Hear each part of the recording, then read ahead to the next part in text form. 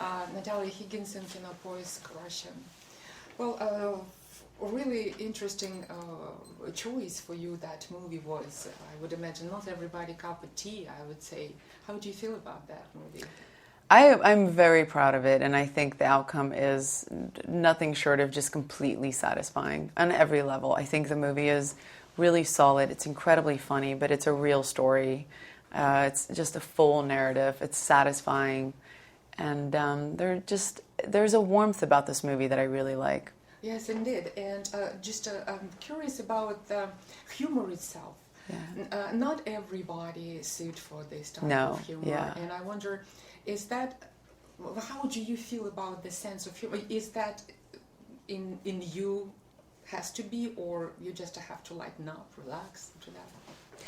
No, I mean, I don't know. You can't kind of speak in general, but I think it would be really hard for me to go and do something like this and not have it be my sense of humor. I don't know if you can do that. I think, I don't know, maybe you can, but it would be hell. Obviously I read this and I thought it was incredibly funny. Normally actor answer, it's acting, Yeah, but in order to be a good actor, I think you need to understand and have empathy, and I don't think you can understand and have empathy if you don't like it. Might not like the actions of what the person does, but I think comedy has to work on a level that you get it. If you don't get it, you can't deliver it.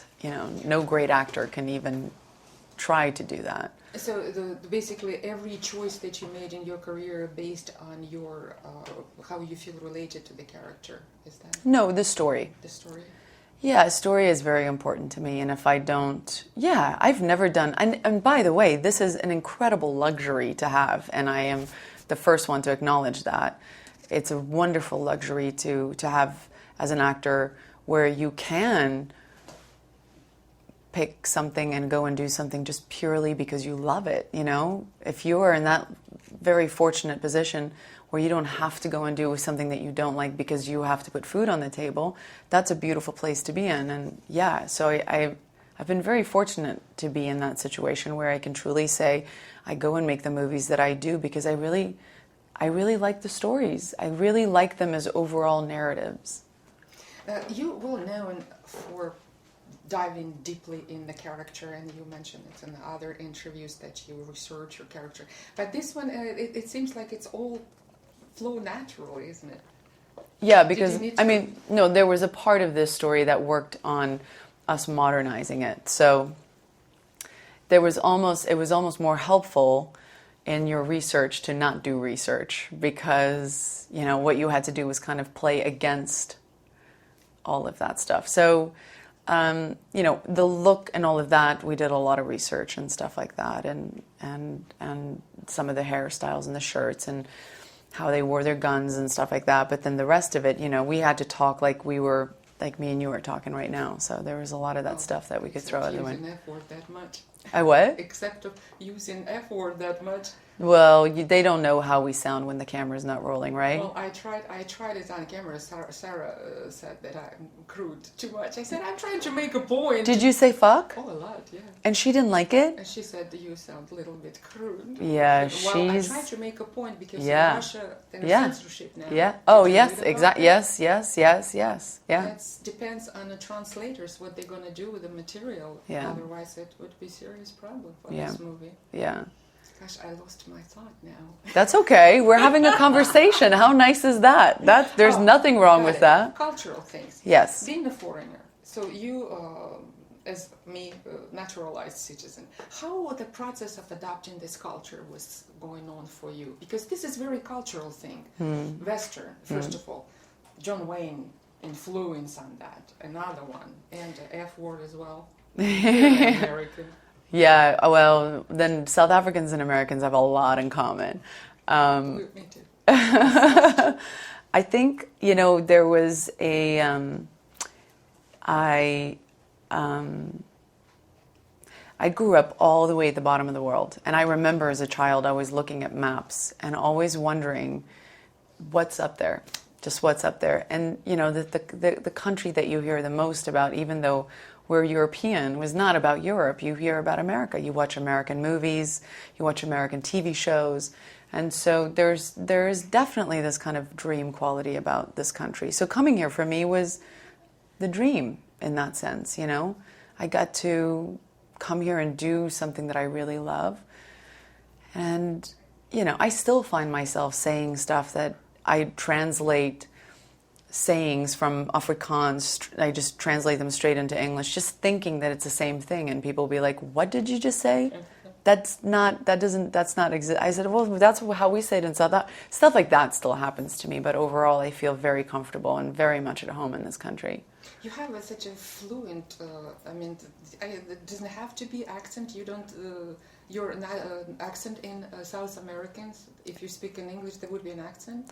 Yeah, the thing is, I learned English at night. Speaks with accents. Yeah. He left South Africa way later than I did, and he's an English-speaking South African. So he learned to speak English for most of his life with an accent. I never spoke English until I moved here. So I had it as a second language, but I never spoke it because my first language is Afrikaans.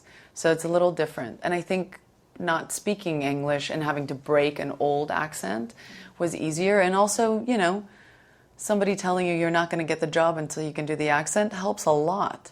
It's a great incentive to really learn that fucking accent. What did you find really fascinating about American culture? Because I myself find it's really interesting at the time. I guess it's more for me. I mean, I think there are, you know, you can look at literature and you can look at film and you can look at the arts and you can look at the country as a whole and geographically and all of that stuff. But I think for me, it's, you know, I think a place is only what a place is to you if you feel like you're at home. And I've always felt at home here. And I'm not saying I don't feel that in other places. I do. But, you know, it's a sense of just kind of being around people and not feeling like you're an alien. And I don't feel like I'm an alien here. After 12 years, so 13 years, I don't feel alien too. Yeah, they might look at us differently, by the way. So, yeah, we should have a chat about that later. Yeah. Well, I wonder, talking about your career in general, this is the comedy, and even there's sort of a comedy young adult was... It's the first time you did true comedy besides the Saturday Night and I did a smaller parts on 2 Woody Allen films. Yeah. Well, it's not considered. Not considered Not comedy? considered. Wow. I mean, it's a different comedy. Yeah. Genre comedy. Yeah, I can't wait to tell him that. No. He's going to kill himself. Oh, great. That's fantastic. What I meant. Well, it's comedy, definitely, but this is the comedy over the top, grotesque. Yeah, of course, yes. It's difficult for the actor, or it's easier to jump into grotesque, almost to absurdity. Well, I don't think of it that way, so maybe that's... I don't think Seth MacFarlane is grotesque, or... I think his humor is actually... It's a really nice balance between, you know, what was so great about the Monty Python films. This understanding that, you know, a good simple joke is a good simple joke, but when people as well read and as intelligent as Seth and aware of the world, you know, writes comedy, there's whether he likes it or not, there's always kind of some kind of a commentary that is way more layered than just your normal joke. And I think that's what a lot of us were attracted to, and I think why we're fans, whether it's his work on Family Guy or what he does at the Oscars.